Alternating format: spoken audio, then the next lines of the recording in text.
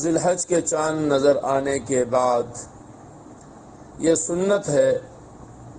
کہ تمام ایام ذی الحج جو عشرہ ہے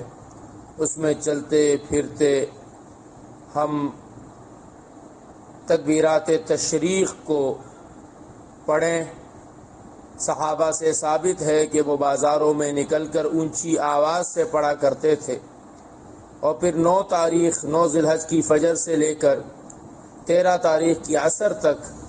ہر نماز کے بعد ایک مرتبہ پڑھنا مردوں کے لیے بآواز بلند یہ واجب ہے، اور خواتین کے لیے آہستہ آواز سے پڑھنا واجب ہے۔ اللہ اکبر اکبر لا الہ الا اللہ اکبر اللہ اکبر وللہ الحمد